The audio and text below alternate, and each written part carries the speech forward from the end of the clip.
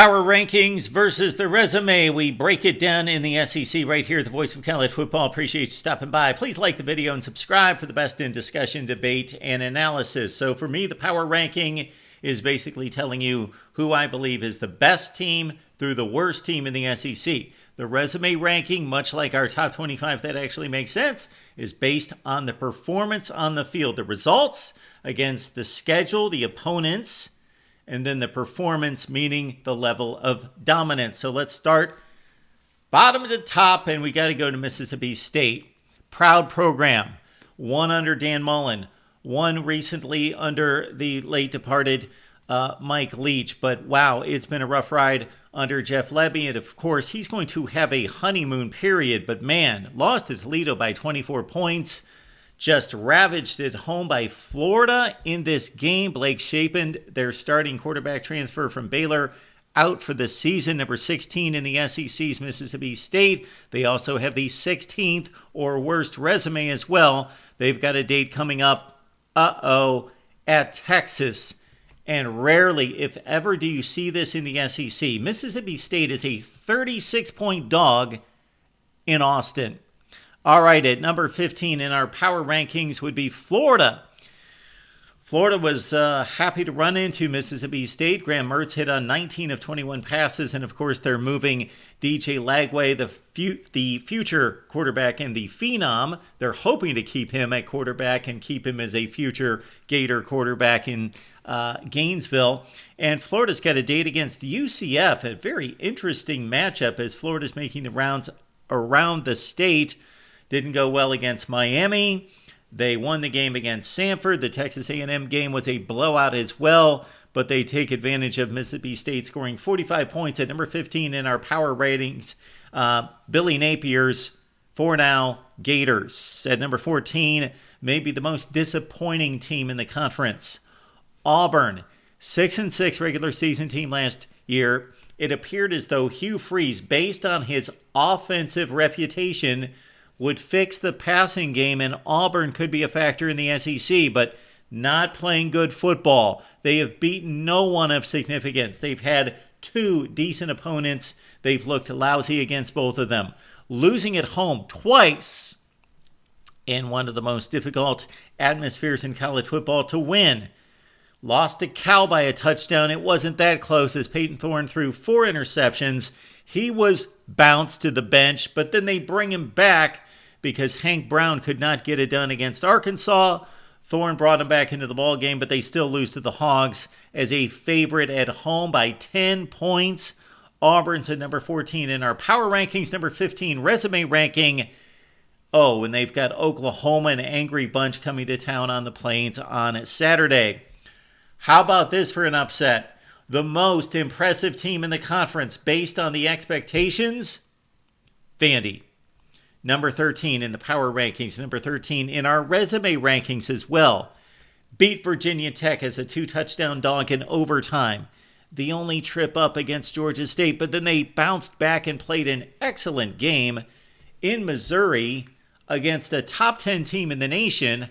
How would that have been had they pulled off that upset? And of course, Missouri hung on for the victory in overtime. But Vandy now has a bye, gets ready for the rest of the SEC season. There's hope in Nashville, not for the Titans, but for Vandy, as they are number 13 in our power poll. At number 12, we've got Texas A&M. Played well on the defensive side against Notre Dame, took that game down as a tie game in the last 4 or 5 minutes, and then just got beat up on both lines of scrimmage. Nothing has really worked well in regards to looking good in any particular game. The Florida effort, we know what that means these days in Gainesville, even though they took care of business with a backup quarterback in the lineup and beat Bowling Green 26-20. Barely squeaked by. We almost had another App State incident at Kyle Field. At number 12 in our rankings, Texas A&M. The resume ranking is 11 with their annual game against Arkansas coming up on Saturday. Next up in the lineup, Kentucky, schizophrenic Kentucky. Well, at least they were able to dispose of Southern Miss and Ohio University in easy fashion. They have had their struggles against the likes of the MAC teams in the past, but this year they took care of those two games. And of course, we all saw what they did against Georgia. Almost pulled it off. And yes, Mark Stoops, you should have went for it on 4th down. They lose that 13-12. A week after, they lose to South Carolina by 25 points as a 10-point favorite. The 11th rated power team in the SEC, number 12 in the resume department, is Kentucky. All right, I've been impressed by the next team, and more so this past Saturday. They could be so much higher if they would have just taken care of the football in Stillwater. At number 10 in our power rankings, the Hogs of Sam Pittman. They're 3-1. Okay, they had the 70-point demolition of Pine Bluff. Then they went to Oklahoma State, rang up almost 650 yards of total offense. Talon Green looked like a man, but he threw a pick in the end zone. Bad play by did not convert a play in the end zone. That would have made it a 21-7 game.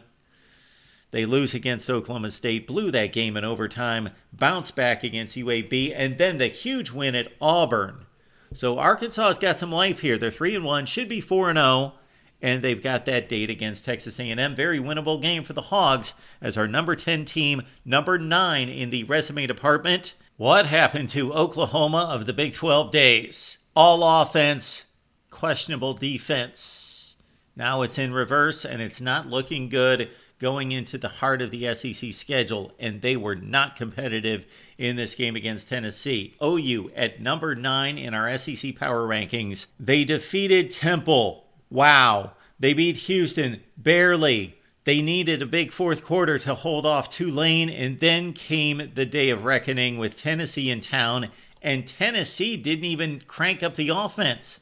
The Oklahoma defense is stout, but the offense has real issues, and Jackson Arnold, for right now, looks lost.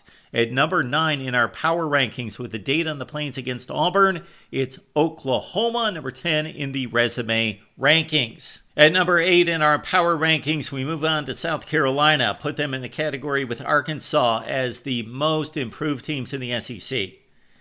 So impressive recently. The LSU game should have won, 2 pick sixes negated by penalty, otherwise they would have defeated LSU at a 17-0 lead. Yes, they lost the game. Credit LSU, but South Carolina looked the part against a really good team.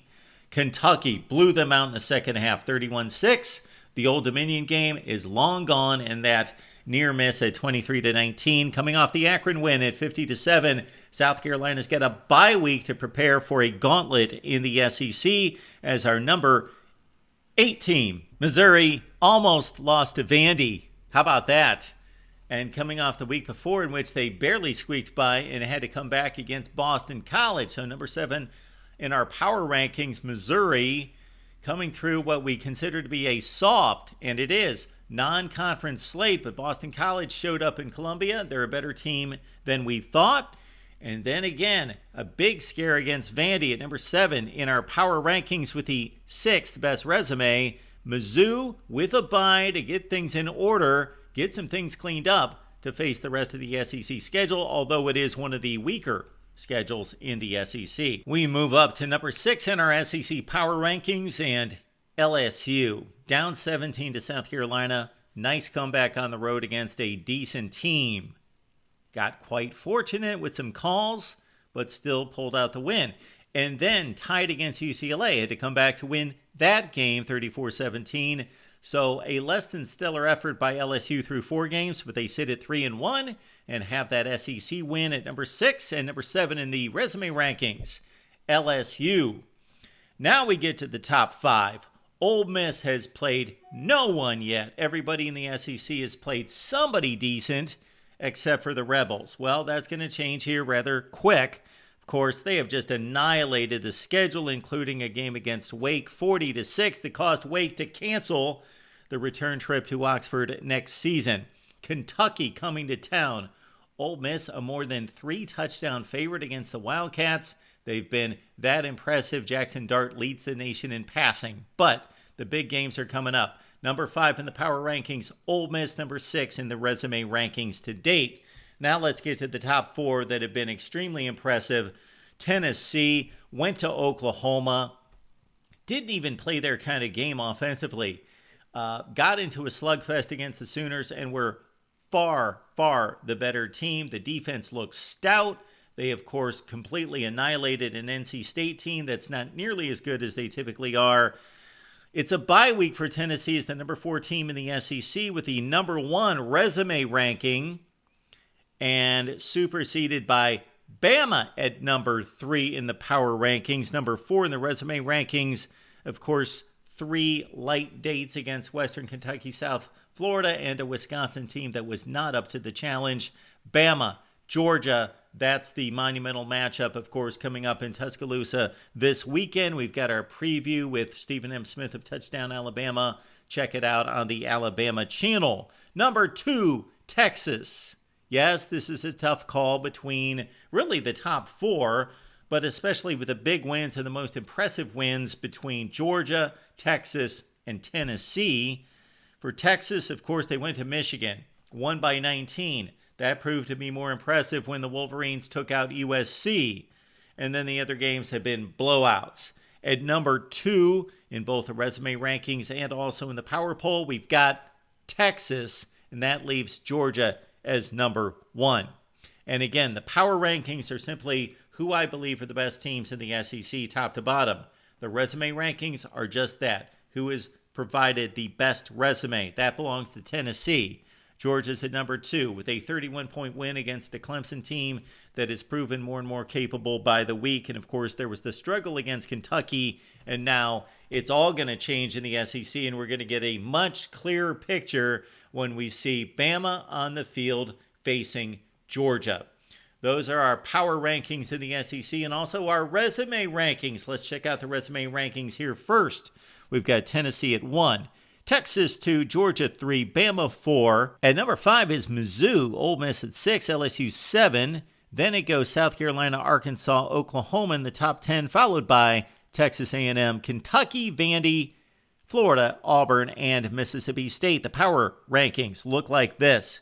Georgia's 1, Texas 2, Bama 3, Tennessee 4. They are the class of the conference right now, and still we see something from Ole Miss at 5, LSU 6, Mizzou 7.